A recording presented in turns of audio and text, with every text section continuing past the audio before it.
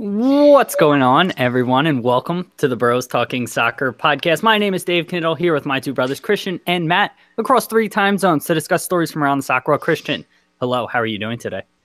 Dave, I'm doing great. Thanks for asking. I don't know why you asked, because you're just going to get annoyed Oh, when damn it. I make a comment. But Just say I'm hello. not going to actually. I'm just hello. All right, there's Christian. He's on the East Coast. Matthew, say hello. Hello. There's Matthew. He's down in Houston, and I am over on the West Coast. Matt is settled in. I am rocking my Wanderers kit, the original Wanderers kit from Football Kit Box. So shout out those guys. Not a sponsor or anything like that. I paid for the Football Kit Box, but we had them on, and he sent me one of these jerseys. I got another one I'll probably rock next week. Yeah, guys, are you excited? Is it both Wanderers or is it another club? Okay. Another club. I actually can't remember the name of the other club. Very bright kit. Very, very cool. If you're joining us live on YouTube, hello, welcome. We appreciate you being here. Interact with us. Say hello. Chime in with your opinions as we go along through this podcast. That would be wonderful. Christian, anything else to add? I don't know if I should save it for the podcast, which I will. I'm going to. Okay. All right. I'm just letting people know we're live and on our Slack channel. Join our Slack channel. And I had nothing else to add, by the way, in case you were wondering.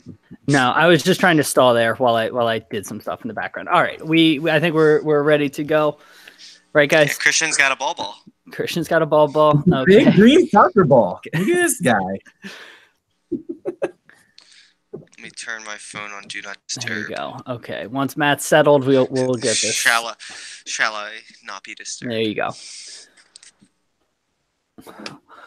What's going on, everyone, and welcome to the Bros Talking Soccer podcast, episode 118. My name is Dave Knittel, here with my two brothers, Christian and Matt, to discuss stories from around the soccer world. Christian, hello, how are you doing today? Hello, David. I am doing all right. I feel like I've been battling a little sickness recently, but I also think I put that in my own head because 2 of my closest friends just had the stomach flu. I've just been waiting for it to hit me because I was around them a lot in the past week. But I think I might be in the clear at this point, knocking on wood over here. But looking pretty good. It's been like 4 or 5 days since the last person got it. So I think we're good. Still psyching myself out a little bit, making myself sick, but you know how I am. Yeah. And I just want to give a shout out to Drew, our friend Drew. He actually asked me to help him move this week. Yeah, sorry, Drew. That was just, I mean, I was busy yesterday, but that's pretty far away. All right. Yeah. Well, it was nice that he thought of you. I would have probably helped, honestly, if I didn't have all the stuff I had planned yesterday. But wow, yeah. I mean, the people you meet on here, you know, they're just always asking you for stuff. Yeah. Well, I was actually texting with Drew this morning. His move went well, and his apartment is very nice. Speaking of moves, Matthew is down in Houston. He moved this week. Matt, how are you doing? How was your move? Doing great, Dave. Thanks for asking. Yeah, it's nice going from, how cold it was back at home to 80 degrees in Houston every day so far. So that's been great. The place is nice. The move's been, it took a couple days, but we're starting to settle in now. Place looks nice. Yeah, it looks nice. You were giving us a little tour before we went live here, and I'm excited to visit. I probably will visit in the fall once the heat and humidity sort of goes away. But not that I was invited. But when I go? We're going to make a Big Brother tour? Oh, yeah. Oh. Coordinate. Yes, let's do it. All right, guys. I'm doing fantastic. Thank you so much for asking. I'm rocking my original Wanderers kit, the club from London, 1859, bright pink. Check out our YouTube video to see this kit. And other than that, having a good weekend. The Union got a 3-0 victory. I was pumped last night. That doesn't happen often, at least so far this season. And excited for today. We're going to be hanging out with some friends, going to a tech museum out here because we're very, very cultured. Christian, what's our trivia question this week? Our trivia question this week is, can you name, I'll go with just one this week, the #1 spending team since 1991 in the world? All right. Yeah. I think I saw this the other day on Twitter. I have a look at the top 10. I was going to ask that. Do you want to do that, or top 5 or something? No, maybe top 5. Yeah, maybe we'll do top 5. Okay, we'll do top 5. All right. Matthew, I think it's over to you for Matt's Megs. Oh, great. Thanks. Hey everyone, welcome to Matt's Megs. Today we'll start with talking about Neymar, Brazilian star, PSG star, who is getting charged for his post after the Man United game, where he said he called out the VAR, saying putting 4 people in charge who know nothing about football to what's it called, to make a decision like this is embarrassing. How is it a penalty when it doesn't hit his hand? Or he said when he hits his back, which I don't know what he was talking about there when it clearly hit his hand, but he said they can go F themselves. And they're trying to, so they're saying it was because go F themselves, it's like, they're trying to say it's like a molestation charge. So, yeah, so it was like, or what he was trying to say. I mean, I'm sure he'll get off with, just whatever fine it is. But, Christian, I'll start with you. Like, how do you think Neymar's actions are, like, being taken? And, do you have a problem with what he said? Well, I want to start with if they're actually charging him for a molestation. That's absolutely who's charging him? No. An act. It's like UEFA's investigating it. Yeah. Okay, that's absolute bullshit. I'm just going to throw that out there. I don't like Neymar, but that's ridiculous. You can't charge him for that. Yeah. People say go fuck yourself all the time, and that's a pretty common phrase that's just screw you. Like, it's nothing sexual or anything in there. It's just, I hate you, go die. It's one of those things. It's one of those standard ones. But, yeah, he should be charged. He really had a big outburst, and it's really inappropriate. He's a big figure in world soccer and people are watching. It's unacceptable for him to react the way he did. I understand you get frustrated in the moment, but you have to control your emotions better. But the fine will be probably sufficient if he is suspended. I expect it only to be maybe the first game of the next year's Champions League. Yeah. Dave? Yeah, I'd agree with what Christian said. In no way should he be charged with molestation. Like that's a ridiculous. Yeah. Or it was like an act of, I understand. That's a crazy thing to be charged with for saying what he said. Again, everything Christian echoed, but again, I mean, it was a penalty. As much as I didn't necessarily agree with the call, I think Bobby Warshaw put out a tweet where he had discussed with referees. And they put out the logic, and I think we talked about this on a previous podcast, so I'm not going to hammer it home too much, but the fact that he jumped, then he took an action where he was a deliberate action to try to block the ball. And so the fact that he jumped and then turned his body, that was all considered a deliberate action. I know he didn't move his arm towards the ball, but as much as frustrating as it was, the referees explained that that's why it was called a penalty. I know he was frustrated. He can't say those things, and I don't have anything else to add beyond what Christian already highlighted. Yeah, I mean, I understand that he's like in the moment, very upset, but I hate that players like can't express themselves at all. Obviously, he shouldn't have said at the last part where the refs can go F themselves. But I mean, it sucks being a professional athlete and not being able to say like how you feel, and when you have like cameras on you at all times, and you're being asked those questions. I know this was unprovoked, where he went upon himself to go to Instagram to make this post, but just like things in interviews, it just is like frustrating with how things like you can't show emotions as a player. You always have to be, kind of in control.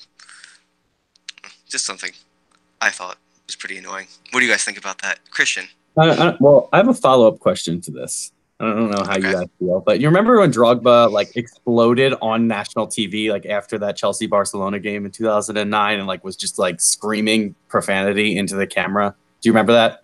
No. After that like crazy Chelsea should have won, had 4 penalties against Barcelona, and Barca won that last second. No, you don't remember Iniesta's goal, like that crazy Chelsea Barcelona. I remember game? Iniesta's goal, but I don't remember the actions. So it was like really bad refereeing. They should have had many penalties in that game, and probably Barca should have had a red card that they didn't call. But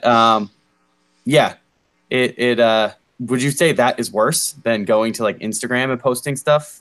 I feel like probably because he's vocalizing it into a camera, like right at the end of the game. Yeah, I mean the only thing that is different is because it's at the end of the game and the cameras are kind of in his face, whereas Neymar took it upon himself. So it's different, but I still think what Drogba said. Well, actually, I don't know what he said, but from what you've told me, I think he was it just seems saying worse. It's fucking bullshit and like was screaming at the camera. I don't know. I don't have too much problem with that. I mean, obviously you shouldn't be like on live TV. You shouldn't be swearing, but I don't have too much of a problem. Sometimes, I mean, I'm swearing on live TV right now, right? It's the exact same thing. Yep, Christian. No, but I agree with Matt. With Drogba's, it's a little more excusable. Like, you remember the Richard Sherman interview from a couple years ago where they interviewed him right after the game and he was all hype and he just said his feelings and everybody kind of was really divided on whether they liked it or not. I mean, you can kind of understand it when you stick a microphone in a guy's face right after the game. He's got all those raw emotions. It's a little bit different than thinking, oh, I'm going to go post, I'm going to write this out, I'm going to likely read it, and then I'm still going to hit send. Like that's where it's a little bit different.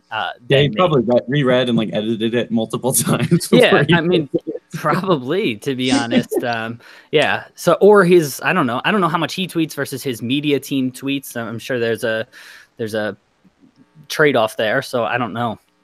But whatever. He tweeted that. Matt, you had or posted on Instagram. You had a question before Christian took over and asked his question. What was your question from before? I have absolutely no idea. All right. No. I think it was just like, how do you feel about players not being allowed to say things or something along those lines?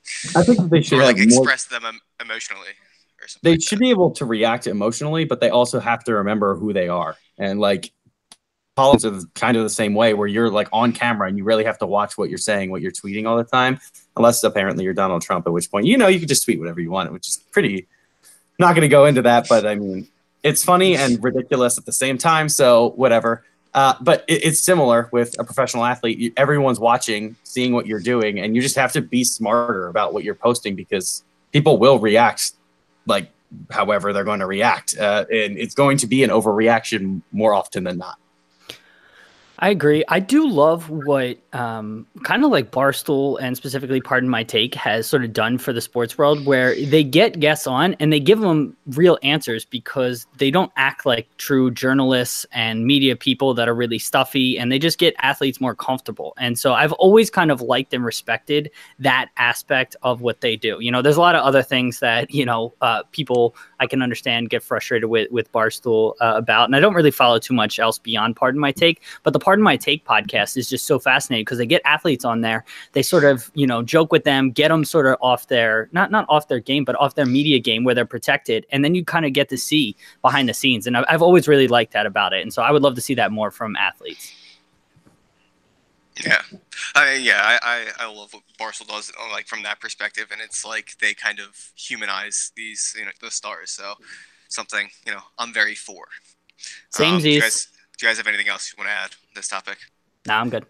All right, sticking in France with PSG. So the Women's Champions League between PSG and Chelsea happened. I'm pretty sure I'm not sure which day this week. And there was a big, clashing of the hooligans that support Chelsea and PSG, where there was like weapons involved and a bunch of vandalism. No charges were made, but I guess there was just some fighting going on. Dave, I'll start with you. Where do you think that, how do we stop like hooliganism, and like are the clubs to blame, and how do you go from there? Yeah, how do you solve the biggest problem in soccer? Yeah. Well, no, but who can you like put this on? Is it the club? Is it like where does it start? I don't think you can really put it on. I mean, you can put it on the club if it continues to happen, right? You can't control fans outside of the stadium. You can't control what they're doing, whether online or in the pubs, because that's where a lot of these meets happen. That's where people get together, discuss things. So as much as the club can control, whether it's banning travel, whether it's making it known to authorities who the club knows as hooligans, I beyond that and just adding police presence, I don't know how much more the clubs can really do. It's more on just the general sort of culture saying this isn't appropriate anymore. Like I don't understand this either, because like I get that there's a hooligan culture in the men's game because of what happened in the 70s and 80s and all of that. With the women's game, it's still somewhat new, so I'm not understanding where this is coming from. I don't know if it's people trying to like relive those quote unquote glory days, or if these are people in their 50s that are like from that time. I don't really understand the backstory here. And was it men? Was it women? I assume it was probably some of both. It didn't say it was just like large groups of it was like 50 some people. I want to say. But I will say, I think a couple years ago in the men's knockout, there was a clash between like the Chelsea fans and the PSG fans when they played. I think a couple years ago at the subway or something like that, with like racist remarks. So maybe it was just something that's like built up through a couple years. Oh, that's a good point. Yeah. That wasn't even like a clash of fans. That was just a group of Chelsea people just being racist towards one PSG fan. I don't even know if he was a PSG fan, but just a man in Paris. But yeah, that's a good point, Matt. Yeah, so maybe it was from that. So Christian, what's your take on the hooliganism? I think it's gotta be cut down somehow, but I really have no answer to what that possibly can be. I don't think you can really punish the clubs at this point because they've tried to do that in the past and it really hasn't made a difference. It's still happening everywhere. And I think they just need to crack down with maybe security and enforcement in those areas because that's really the only way that it's going to be cut down. And maybe they come harsh on the actual people committing the acts of crime or like starting the fight and stuff. And maybe they just increase the jail time, increase the fines, and people will be forced to stop. Yeah. Yeah, so I mean, it's tough on the club. I mean, it's these people are adults. Act like it. You can't be in charge of everything all these fans are doing, and it's like I'll change topics here because it's pretty much the same thing. But with Birmingham City, what happened last week, they just got the 9 points deduction with not being able to control their fans and things like that. Okay. The 9-point deduction wasn't because of the fans. It was because of financial fair play breach. It was? Yes. I just assumed it was a 9-point deduction from... Matt, you know what happens when you assume. Apparently, people read more than the headlines nowadays.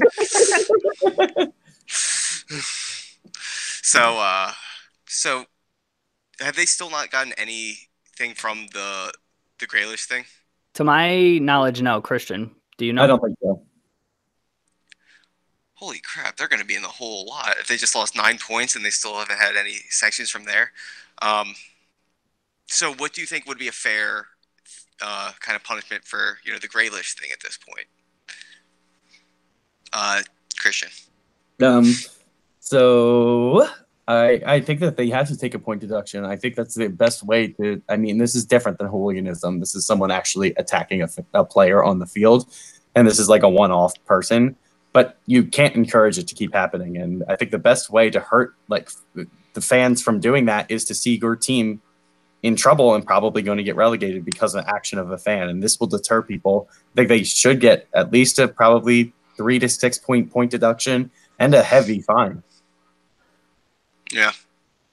I disagree on the point deduction. I think it should be a heavy fine and a stadium ban, obviously, for the guy, but also play behind closed doors for a couple matches. I don't think a point deduction for, like you said, a one-off situation that's kind of like it could have legitimately happened anywhere. And obviously it's not excused or anything like that, but I think it would be rough to give them a point deduction. Now, the point deduction that we're talking about here for Birmingham City came about because they breached financial fair play a number of years ago. And so that came from the club. And so then you're really punishing kind of the management in the actual club. Whereas, the whole fan situation was kind of like a one-off absolute moron who ran on the field and did what he did. Yeah. So the thing I will say about that is he was kind of applauded off. So I would be fine if Birmingham City had to play behind closed doors for the rest of the season because I know obviously not everyone was doing it, but it seemed like it was celebrated at the stadium. So if they had to go the rest of the season without fans, I think that would be acceptable. Yeah, that's a good point, Matt. This was at an away game too, right? So maybe they just aren't allowed to have their away section. No. No? It was at Birmingham City. Are you sure? Yeah, it was at Birmingham. Yeah, they wouldn't have applauded him off the pitch if this was at Aston Villa. The away fans were applauding. No. I feel like if this was at Aston Villa, that would have went much differently. Yeah, if this was at Aston Villa, I think you would have seen other fans run on the pitch from Aston Villa and try to do some shit. Yeah. I'm sorry, guys. God. All right, so I guess a little twist in my topic, and we're not going to discuss too much in depth about the point deduction from Birmingham City. But is there anything you guys want to add on any of the topics? I'm good. All right. All right. Well, thanks for listening to Matt's Megs. Listen to a little bit of music, and we'll be right back. Matt, you look very angelic. I have a crack on my phone screen, so anytime light hits me, it's bright. All right, there you go. Is he like really jumpy for you? It's not like fluid. It's a little bit. His audio's coming through for the most part. His audio's been fine, but it's just like he's actually just. Yeah, and actually, it's been like that for you guys too on my screen. It might just. Dave's not been like that for me. Yeah, I think it's you, Matt. It's not also on my phone. So. Got it. All right. You guys are probably recording on computer, right? Yeah. Correct. Yeah, so could be that. Maybe. All right. That's what it is. Yeah, definitely. Okay. Christian and Matt, do you want to do the stadium scene plug? Yeah. Check out our friends over at stadiumscene.tv if you're going to any stadium in the US or Canada. They have information on bars and restaurants in the area, where to park, what to do around the stadium, what events are happening in the area, and much more. Matt, what else do they do? They also partner with content creators like ourselves and offer you things like blog posts, YouTube videos, podcasts. And again, it's not just soccer; it's all sports in North America. So US and Canada. So again, check them out at stadiumscene.tv. Cool. We're so good at that now. Oh my I God. know. God, just pros. All right, Christian, whenever you're ready. All right. Welcome to Christian's Corner. It is going to be fun. I just had to use my trivia voice there just to, why not? This game show trivia voice. This is my section, so I don't want to hear anything about it, guys. All right, so we're going to start with talking about Messi because it's my corner, and we're going to talk about what I want to talk about. And so, Lionel Messi, scientists are saying they can clone him. With current technology. This isn't actually a thing that's going to happen. I think they were just saying, if they wanted to, the technology exists. So I'm going to start with saying, what do you guys think about this information? And I'll go to Dave first. What do I think? I guess. I think. What do you think if they were to do it? Would you want to see a player? No, I wouldn't want to see anybody clone. The great thing about just humans in general is that everybody is unique. So we're getting into philosophical arguments here, but no, I am not for cloning. All right. Well, if you could clone, I'm just going to go, what player would you want to see again if they could clone and you get to see them at the start of their career again? Probably Messi. He's been the most incredible. I guess maybe from a cloning perspective, maybe if you took a Pele or you took a Maradona and dropped them in and how they would do in the modern game, maybe that would be something interesting to see if we're going down this weird rabbit hole. So yeah, I'll throw that out there. All right, Matt, who would you want to see? I think I would probably clone myself. And, watch me play my whole life again. Because, why not? Interesting. I definitely wouldn't want another one of me running around. That would be the worst thing for the world. I'd obviously want to see probably Steven Gerrard in this team that is being assembled at Liverpool right now and see where they could go with a midfielder that's not Jordan Henderson captaining the squad. But you raised in your hand, David, please. Are they cloning people? Are they just another adult, or do they have to grow up? In my mind, I'm thinking they're taking their DNA and they're just gonna grow again, be through their whole life again. Okay. Yeah. So Gerrard wouldn't be in this team because it would take him 20. No. He's gonna be born at 18 years old. Okay. All right. No, they're gonna clone everybody on Liverpool at the same time and then have them all grow up together. Correct. That's what's happening. Yeah. I obviously I just thought this was kind of a funny story, and I don't think I want to see anybody obviously cloned, and I don't want to see two of anybody because Messi is so unique. I don't think we're going to see anybody like him in the rest of our life, and I think this is just them saying, well, if we wanted to, if like if we had to, at least like this way we have it, you know.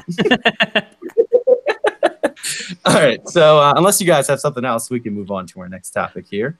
No, let's move on. All right. A little more serious, not actually serious, but like, you know, MLS. What an interesting group they've got over there. They play during the international break. I hate this specifically. Matt, I'll go to you first. What is your thoughts on playing these games when a lot of their players are on international duty? Yeah, so I mean it's ridiculous at this point.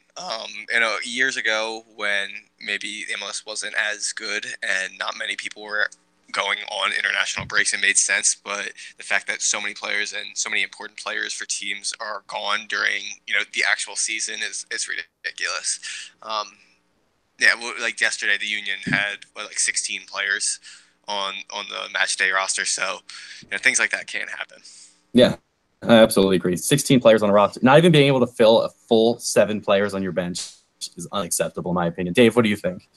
Yeah. So to add some numbers, I think they had 80 players called up from MLS clubs, or more than 80 players called up during this international break. Now, I will say MLS, I think this is still the case. I know in previous years, they give teams the option to take off the international break or not. And so I think it's on the clubs to say, no, we're going to play, or yes, we're going to play, or no, we want to take off during the international break. So there is that element. So it's not, I guess MLS, is all single entity. So it is still the whole thing, but it is a bit on the franchises and the clubs as well. Now, having said that, I do think just from a league optics perspective, if they want to be considered a top league, they need to take off during international breaks. So when you say that they have the option to take off, does that mean like at the beginning of the season they say we won't take off during international breaks, or is it like we can go during this one, but we don't want to go during this one? I think it might be international breaks. So. Yeah, I don't know the answer to that. My guess would be we can go during this one, we can not go during this one. But the whole scheduling thing is like so complex, and there's so many factors that go into it that I'm not going to pretend to know. But my assumption would be, all right, we volunteered to go and play during the March international break, but not the September one or something, Yeah, that makes sense. Yeah. So, Matt, what do you think the answer is to solving this issue? Do you think that they shouldn't make it so you have an option? It's just international break that's it? There are no club games? Or do you think that there's too many matches in MLS for that to happen? No, because, I mean, you would have to, figure out the schedule and you'd probably extend, the length from beginning to end and just everyone takes off for international break. Because if you have the option, then, like, obviously when you skip it, you're going to have, like, a congested fixtures and like at some point in your season, and that's where players are going to get hurt because I know you're playing probably like 5 times in 2 weeks or something like that, or 4 times in 2 weeks, and it's just something that they have to figure it out, make the season a little bit longer, and stop making it so congested.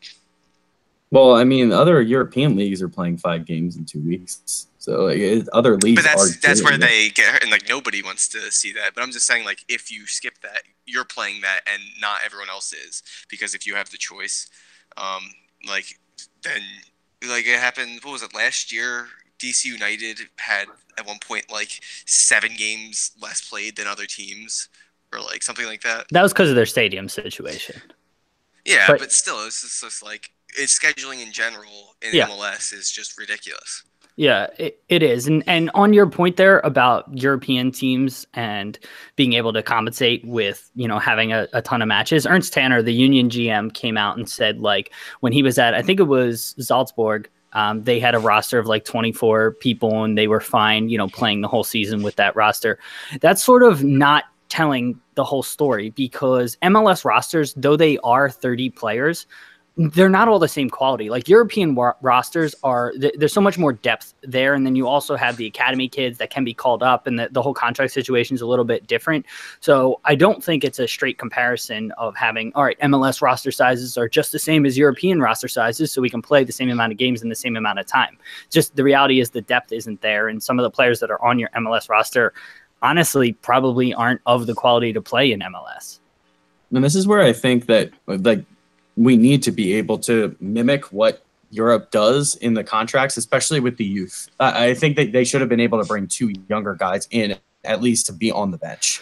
And that gets to the problem with the NCAA. The first second that they play, I believe, in a professional game, they lose their college eligibility. Good. Don't go to college, kids.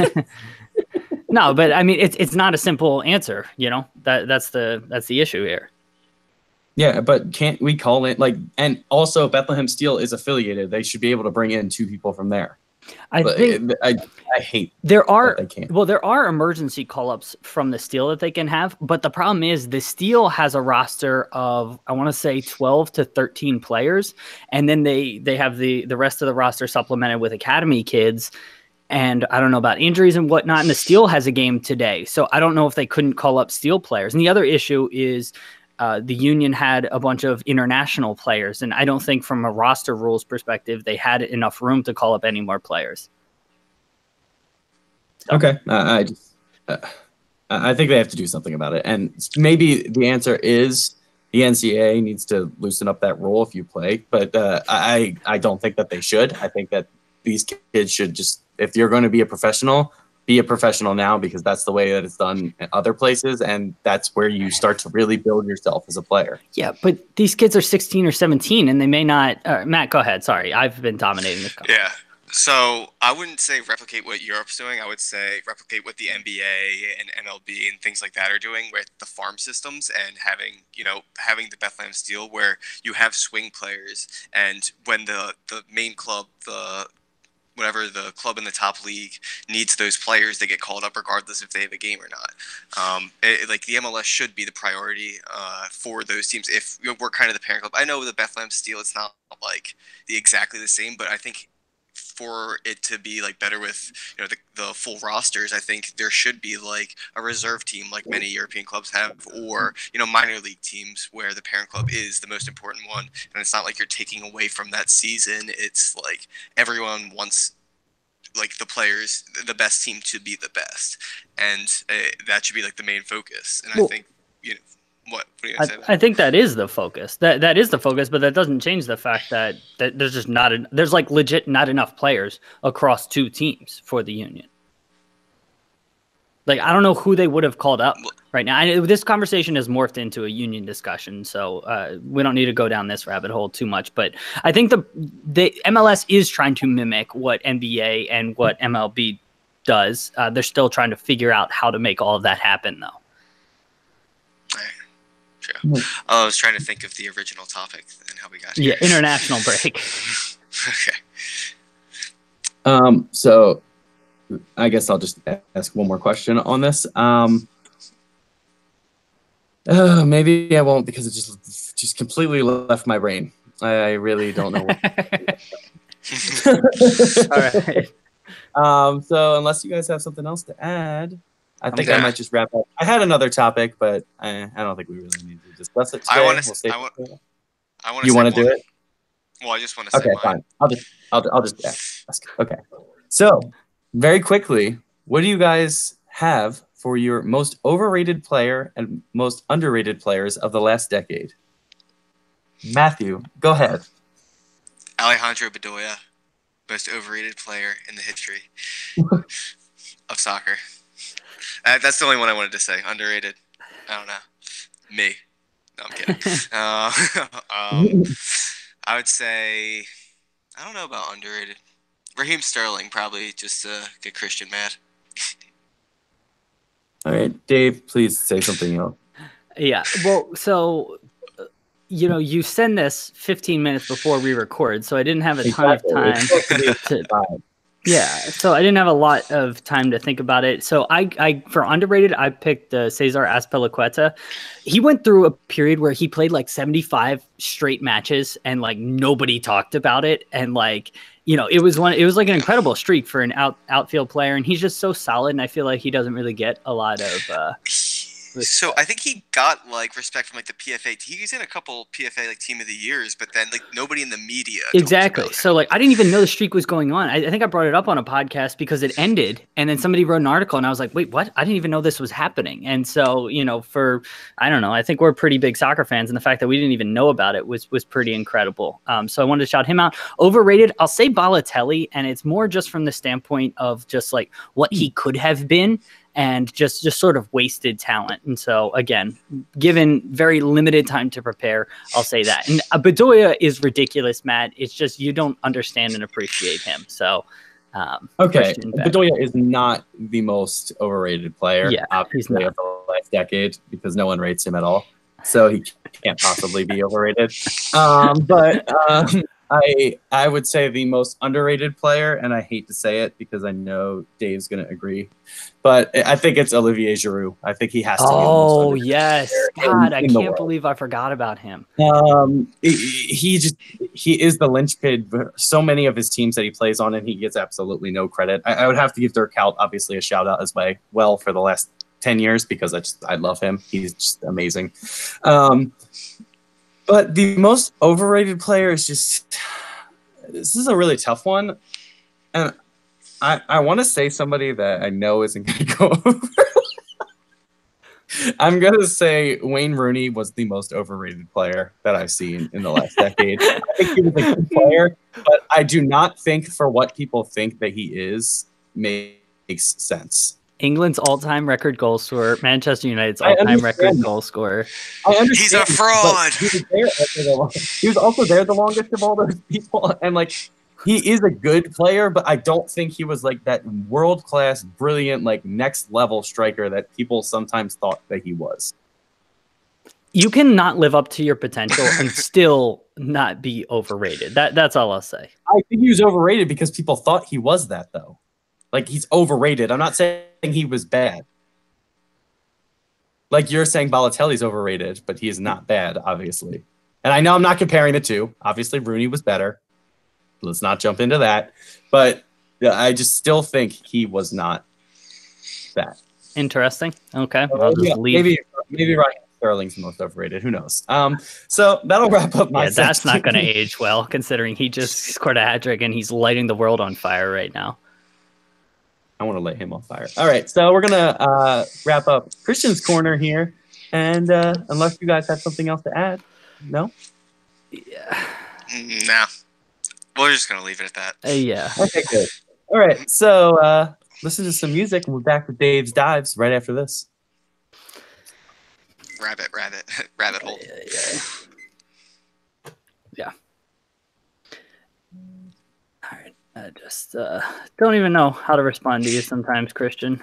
So good. That's the point. I keep seeing like the player of the season. It seems like the media has narrowed it down, or just like the way people are talking about to Sterling or Van Dijk, which out of nowhere Correct. Sterling is like.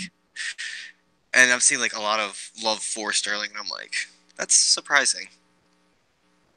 Well, I think the media has sort of gone the complete opposite direction after everything that Raheem dealt with. Was it last year or 2 years ago?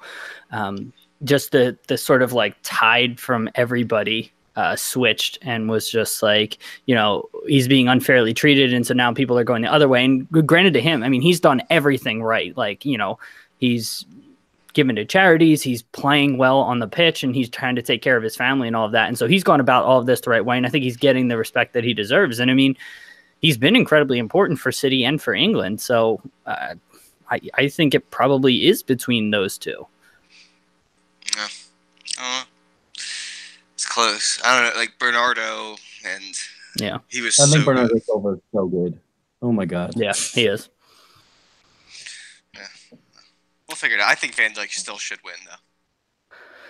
Yeah, I think it's going to depend. I mean, I think he should too, just because of how important he is to the club. Like, I feel like Sterling, as good as he is, could be replaced in the City squad. Like, by Mahrez or Sané, not even by somebody they need to bring in. Yeah, but I mean, our fans hate Mahrez for some reason. I would love him. Give him to me. Okay. I have no problem. I think he's a solid, emergency winger. You could start, some games, provide some goals, but I don't know. They probably think he should be putting up like 20 goals a season or something. Yeah, I think he's really good. So those are unrealistic expectations. All right, let me do the FNX partner plug. Oh, excuse me. Go check out our partner, FNX.Network. FNX.Network is a website that has stories, blog posts, YouTube videos, podcasts, all different kinds of content. Slow down when I'm talking, Dave, about a variety of topics: sports, entertainment, video games, lifestyle, tech, and more. They got all of that stuff. Our stuff's on there, as well as tons of other awesome content over on FNX.Network. Go check out the website today. All right, there we go. When I slow down, everything is better. Don't need to rush. All right, we ready to do Dave's domestic dive? Hey there, everybody. Welcome to Dave's domestic dive, where we're diving into the topics in this country, the United States of America. First up, David Beckham and Inter Miami recently negotiated with the city of Fort Lauderdale to revamp their stadium, which name is escaping me. Is it Bobby Dodd? No, Bobby Dodd's in Atlanta. I forget the name of the stadium. I'll look it up. But basically, Inter Miami is not going to have their stadium ready in time for them to join MLS. So they're going to rehab this stadium in Fort Lauderdale, get it up to the standards that it needs to be at, play in that venue for a couple seasons, and then move to their stadium in Miami. And then that facility in Fort Lauderdale will become their USL franchise as well as their academy franchise. And so people are mixed on this. The whole reason Miami got a team was because they were going to be playing in Miami. Matthew, what do you make of Beckham kind of starting his Miami franchise in Fort Lauderdale? Yeah, so I'm not sure the geographics of that area. So, like, how far is it from I want to say it's Miami? like 30, 40 minutes. I've been there before, and I don't remember. So kind of like, so it's like even further than Chester. Yeah. Lockhart All right. Stadium is the name of the stadium. Just looked it up. Okay, so, I mean, it sucks because, he wanted to be in the city and, for especially like a personality like David Beckham and, with how soccer's growing, you should, keep your promises with how the team's going to go. How the union, how we kind of started and the ownership hasn't really provided us with what they promised. But it's, I think because it's a short-term thing, it's fine. And I think it's understandable, but it's just probably annoying for the fans. Christian, what do you think about this situation?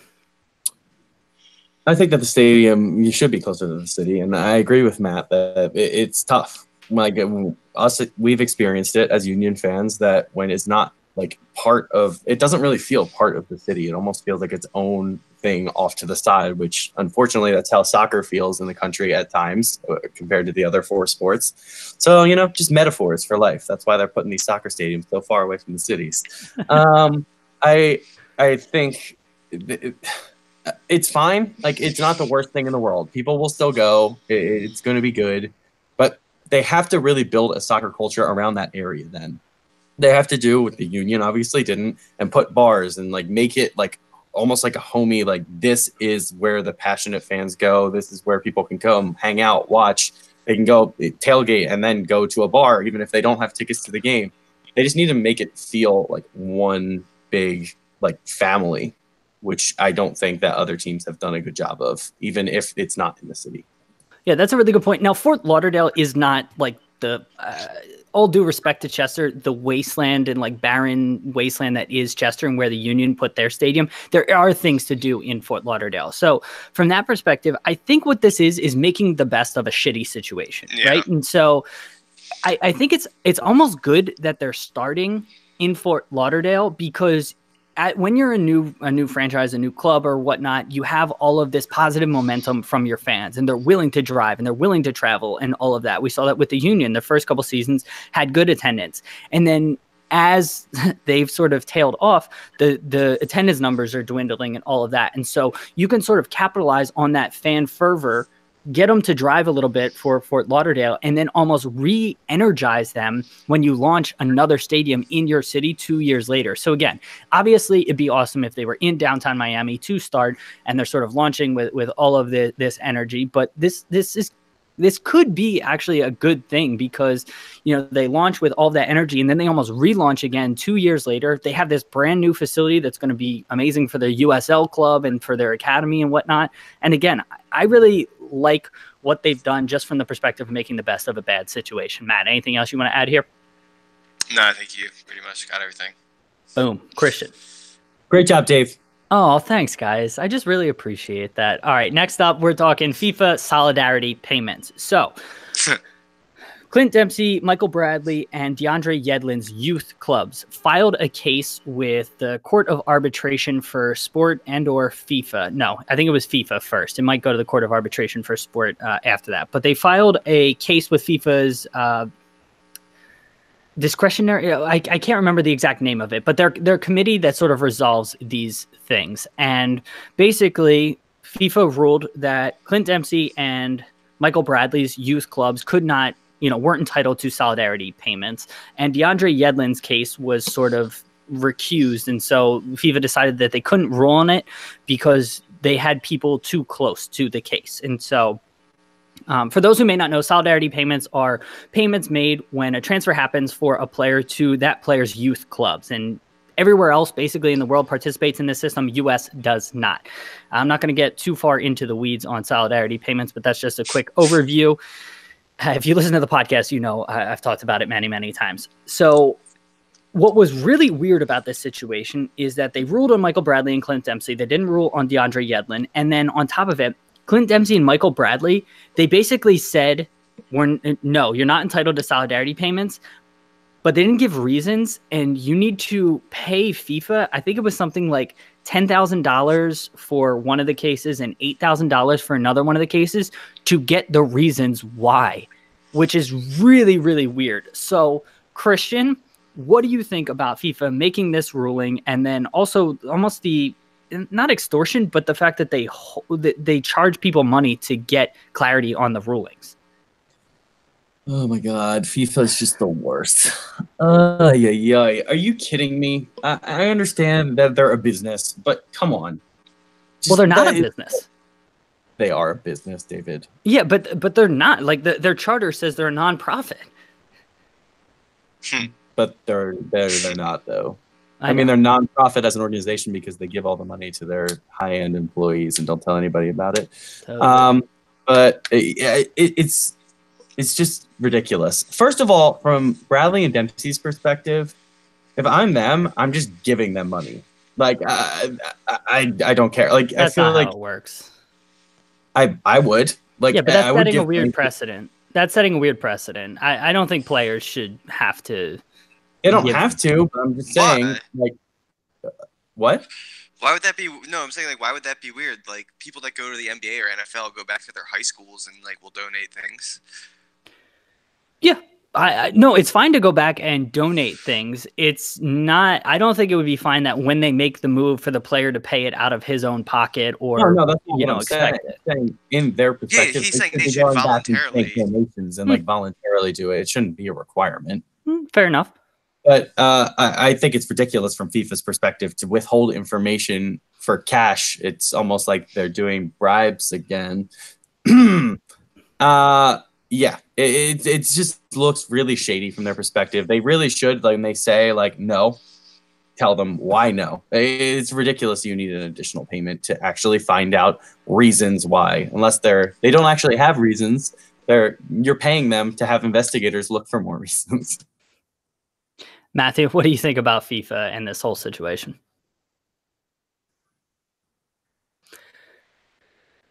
Matthew, what do you think about FIFA and this whole situation?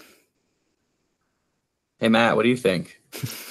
All right. Looks like we may have lost Matt. He's looking stoic and staring off into the distance. It's really hilarious. In FIFA, or excuse me, in YouTube. So, yeah, we're going to cut this from the podcast.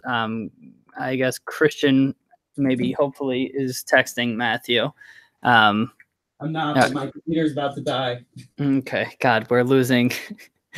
Oh my God, between the two of you. Hey, Matt. Okay, we're going to try to get Matt back here. Who knows? All right. So bear with us, people. If anybody's live, either watching or watching this in the future, we're going to try to get that back.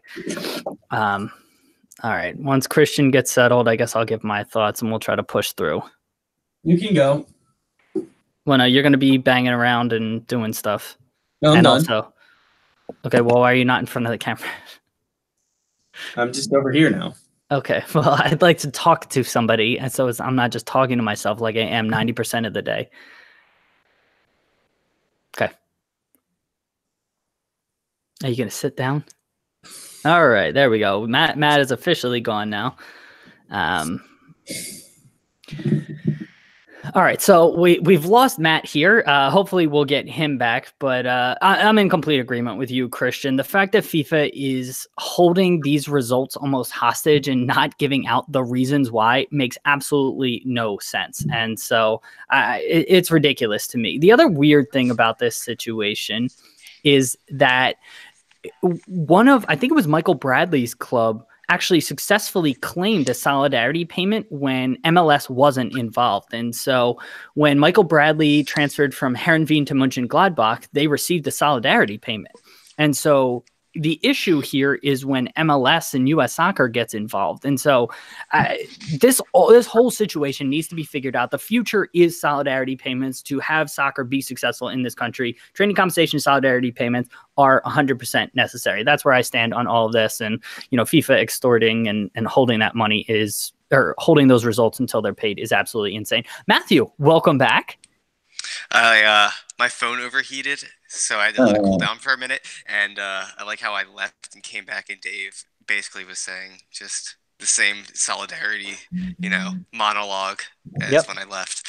Yeah, so I missed a little bit. I don't know if you guys brought it up. So what happened with Alphonso Davies? Because his club just was successfully got it. Yep, his club in Edmonton. It's a Canadian soccer. Recognizes them. So it's a U.S. soccer and an MLS issue. So U.S. soccer claims that U.S. labor laws prevent them from participating in the system. That's what they claim. Okay, so this is U.S. soccer and has nothing to do with FIFA. Correct. For that. Well, the solidarity payments issue. I don't know. FIFA might be citing U.S. law as the issue. The problem is we don't know what they're citing as the reason for why solidarity payments aren't necessary. I just naturally assumed U.S. and Canada just have all the same laws. So yeah, that's just surprising. Okay, what do you make of FIFA not giving the decision until they're paid? I mean, yeah, that's ridiculous. I mean, if you're a nonprofit and they're basically like a service to a governing body for, the sport. So I don't know why you have to pay to, pay to play. Oh, tying it all in with solidarity payments. Yeah, I'm in complete agreement. Hopefully we get some clarity on this whole situation. And hopefully MLS has already come out and said they want to figure out a way to participate in solidarity payments and training compensation. So I think that it all gets figured out within the next few years. But the sooner it gets figured out, the better, in my opinion. Christian, anything else to add here? Nope. Matthew? No. Last thing I wanted to talk about, U.S. men's national team played Ecuador on Thursday. 3 days ago. Was that March 21st? I should have written the date down beforehand. They beat them 1-0. Christian, did you watch the match? What were your takes on the match? Players you were most impressed with, players you were least impressed with?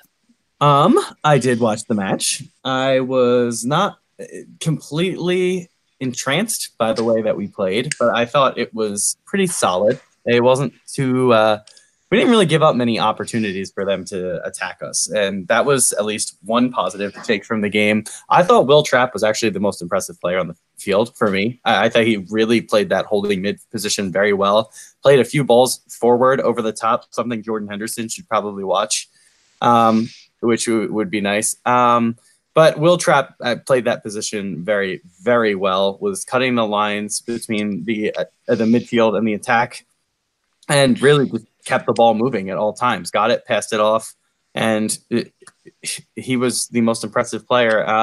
Giassi Zardes, I don't understand. I don't understand him as a person. I don't understand him as a player. What the hell is going on? His touch is typically really bad, but this week wasn't. I don't know what happened, but he was really good at his first touch control, like with his back to goal, and actually was holding off defenders. Pulisic was probably my most disappointing player this week. I really didn't think he got involved in the game enough, and we really need him to be out on the wing and attacking. I don't think he really should be in the middle for us, even though he is a great player. I think we absolutely need him to be out wide, and I think we should have moved Adams inside and Yedlin to be the right back. I think that's the best lineup we could have put out, and hopefully going forward we can try that. Interesting. Dogs chiming in with their opinions as well. Matthew, what did you make of the match? Yeah, so I only got to see like spurts of it. March Madness was on, so I watched probably the first like 20 minutes, and then I watched a little bit in the 70th minute. And I would say like for the 70th minute, it was Bradley was in, and there was like an offensive possession where like my jaw was dropped. I was losing my mind. I was like, we are playing one touch literally everywhere throughout the field and like moving the ball fast. It was like the most attractive U.S. soccer I've seen in my life, even though it was like just for a short bit. And after the game, Ecuador's head coach was giving like a lot of praise to U.S. and saying it was the best U.S. team he's ever seen.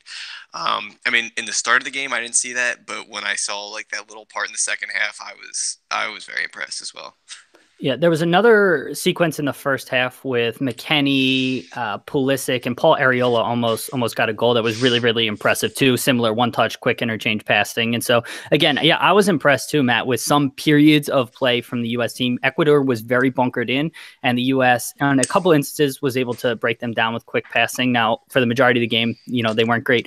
Christian, I'll echo you. Will Trapp, I thought, was great. I thought Tyler Adams was really good, and I was really, really impressed with Aaron Long, who was sort of isolated because Tyler Adams was playing the position that he was and sort of had the license to roam on offense. Aaron Long was in a couple situations where he was just isolated on an island, and he did exceptionally well. So I haven't always been convinced by him, similar to Will Trapp. I don't know how well they would do at the international level, and Aaron Long has looked fantastic. So I was disappointed with Pulisic as well as Jordan Morris. I didn't think he looked comfortable at all on the wing. He looked nervy. He looked shaky. He did not look attacking. He looked like every time he either took a bad touch or he was going backwards. And so I think he just wasn't comfortable in that position. And Christian, to your point about putting Pulisic on the wing, I think that might be his best position. But the issue with the system that we play right now and under Berhalter is that the wingers aren't really involved in the play. So all of the buildup is happening in the middle, and then the wingers are there to provide width and then get involved, through direct runs. But I think Pulisic is way too talented to not be on the ball enough. And so that was my concern. I also wasn't overly impressed with Weston McKennie. Thought he grew into the game until he hurt himself. But early on, he looked really shaky and nervy, and then he sort of picked things up. But those were my overall thoughts. I thought Tim Ream was fine as well at left back, kind of in that left back / left center back role over there. The other thing that was weird was Taylor Twellman kept pointing out that Tyler Adams was out of position. He wasn't out of position. That he was told to play the right back role the way that he was, and so he was given license to roam. And the U.S. had a defensive system to sort of, slide their center backs over and account for that. And so again, that was driving me a little bit crazy on the broadcast when they kept saying Tyler Adams was out of position. So I wanted to highlight that as well. Christian, any other thoughts on this match? Yeah, the way we played, just to highlight that Tyler Adams discussion a little bit, was we almost played a three at the back with the three center backs. Tim Ream was almost stuck in as another center back on the counter attack, which gave Tyler Adams time to really come back. And we saw it from McKinney a lot too, that he would sprint all the way back to help cover. But when you have three at the back, it just slows them down enough to allow the rest of your team to come cover. And I think that is the way that they were playing. I think Taylor Twellman, didn't notice that when he was watching. Well, I think he noticed it, but he just kept saying Tyler. Yeah, because everybody sort of knows that that's the system the U.S. is playing. They play like a WM formation in attack, and then defensively they play a 4-4-2. That's what Berhalter, wants to do. But it was driving me crazy that he kept saying Tyler Adams was out of position, because he wasn't out of position. Matthew, anything else you wanted to add on this match? Yeah, just the way you described how Berhalter wants to play with the wings. I think that having Yedlin on a wing would make sense, because not having him involved in the build-up play and him just making runs would probably be best suited to what he can do. Well, and that's what Berhalter said. He said Yedlin he views as a winger.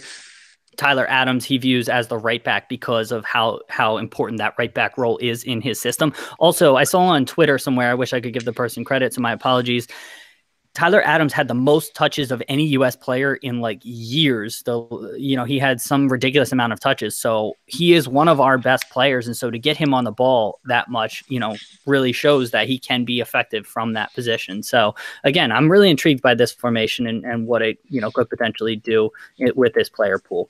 All right. We good here?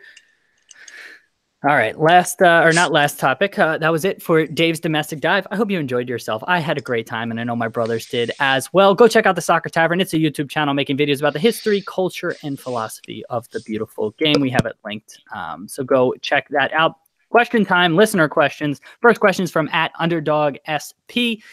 Both these questions, at least these first two, are U.S. men's national team related, so it just flows, guys. It's all, it's all about getting in the flow state, Underdog SP, that's a friend, Matty Nips. Would Tyler Adams be better utilized if he was played at the 6 than in the Lima role, which is that right back role? Christian, what do you think about Tyler Adams as the right back / center midfielder versus just being the center midfielder will trap position? I think that he did fine there, but I do think his best position is in the center of the field, and I think Yedlin would do fine at the right back position and allow Tyler Adams to get into his best place. Matthew, what do you think? So, I mean, we haven't seen it long-term really yet, and everyone kind of buy into the system. But I think Adams at right back, where it's basically like it seems like what Fernandinho is at Man City, where he's kind of an outside back because, people are always making runs, but he's also there kind of as like the peg when you're moving the ball from side to side and basically as a midfielder. So I think, that right back position and how it's played, I think that could be, very good for him. Yeah, in a traditional system, I think Tyler Adams is best at the number 6, but this isn't a traditional system, and I think him at that right back / center midfielder, what Maddie's calling the Lima role, is the best, making the best use of his talents in this system. I think he might be lost if you put him at that Will Trapp position, because that guy, he moves the ball quick, but then hitting those long diagonals, which Will Trapp and Michael Bradley are really, really good and effective at, I don't know if Tyler Adams really can do that. And his athleticism is really his strong suit. And again, all of that sort of is maximized in that role that he's playing now. So yeah, I'm going to say no, he wouldn't be better utilized there. Next, Matthew. I would say we also, I think, have some suitable 6s in our team. So it's not like he needs to be the starting person there. Whereas I think at right back, he can do, pretty well. Yep, fair enough. All right, next question's from @IamHenry666. Pulisic is his favorite USA player ever, so he just wanted to let us know that. Okay, thanks, Henry. And when is Tim Weah going to start playing? Because he thinks he's better than Sargent, and he's going to be amazing in, I assume, FIFA, the video game. Matthew, what do you think about Weah's potential? All right, so yeah, I'm excited about Weah. I got a text from one of my friends, Cole, who was on the podcast before, asking where's Weah and Sargent. It is his birthday. Oh, happy birthday, Cole. Yeah. So it was. He was also asking why aren't they playing? But I think because they aren't getting that much first team minutes right now, it's fine to not see them there. And our youth teams have not been doing too well, so it's good to see them there. Yeah, and I think they're starting to prepare for Olympic qualifying. This is the first camp with the U23, so they're down there with that squad. Yeah. Christian, thoughts on Tim Weah? I'm excited for him and Josh Sargent to break through. I think both of them are going to give us a more dynamic and just more clinical, more technical striker than we have right now. And I wonder if Josie's going to come back soon, and if he ever is healthy again, because I think he still is the number 1, but Weah and Sargent are the next line right there. Agreed. And Weah has the flexibility with playing as a wing or as a forward. So yeah, I'm really excited about his game. All right. Last question came to us on YouTube while we're recording. Hello, Kristen. She's getting involved in the podcast here. Once you can you give your ideal starting 11 for the Philadelphia Union? So Christian, I'll start with you. Ideal starting 11 for the Philadelphia Union. Start from the back. Okay. All right. So obviously Andre, yeah, that's the one. I really, really liked Mbaizo when he came on yesterday. He was really, really cool to watch. I think he's right back. Then probably Jack and Trusty for now. I am fine with that. Jack Elliott, Austin Trusty, for those of you who didn't know what I was talking about. Kai Wagner is really, really good. Wow, he was really good yesterday. Then I would play a 4-2-3-1. So I'd probably go with Harris in that holding mid role and I'm going to have to go with Derek Jones, I think, in that role to just be more of an active defensive type of player so that Harris has a little less defensive responsibility. And then in front of that, I'd go with Akam on the right, I guess, for right now. I hate it, but I think he has to be there right now. I can't think of anyone else. I mean, it's either him or El Sino in that right spot. And then I probably would put Bedoya at the 10, just almost as a free-floating midfielder. And what? Marco Fabian? I forgot he was even on the team right now. Wow. Oops. So, yeah, maybe I take Harris out, honestly. Maybe I put Derek Jones in the holding role and then Fabian and Bedoya almost as a 4-3-3 formation with two center mids. And then, yeah, I do Fafa definitely on probably one of the wings. I don't know if I trust Corey Burke right now. Maybe Santos would start there, but I haven't seen enough of him yet.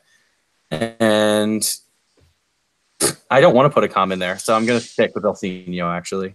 All right, fair enough. Matt, any changes or any thoughts here? Put Zach McMath in goal, Keegan Rosenberry on the right. Sebastian Letou up top now.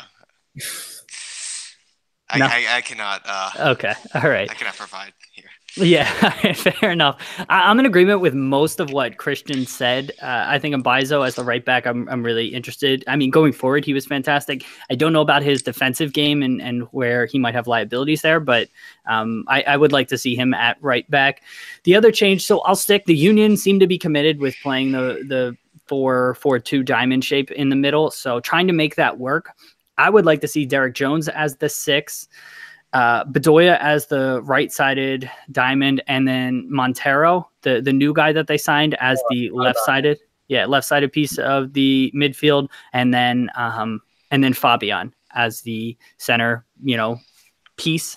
And then I want to see Santos and probably Fafa. When they're both healthy. Fafa is he's so frustrating because he's so good. He is just not clinical whatsoever on the final pass or the final shot. And then there were so many instances yesterday where he either should have scored or like he just overhit a pass to specifically El Sino like 3 times. And it was just so frustrating to see. And then El Sino just has to go a little bit wide. And if, he just hits the pass perfectly, it's a different situation. But probably with their current system, there's that. I do want to say Harris played fantastic yesterday, and he is so good when you play a 4-2-3-1. So, Christian, if they do play a 4-2-3-1, I'm in agreement that I think he should be starting, but it seems like they're committed to this 4-4-2 diamond. So that's our little Union talk, Todd. Thanks for the question, Matthew. You're rubbing your mic, so please stop doing that. Although I really wish that we could find a way to use Aronson in the starting lineup. I think he's really good. He is smooth on the ball, and he's only 18 years old.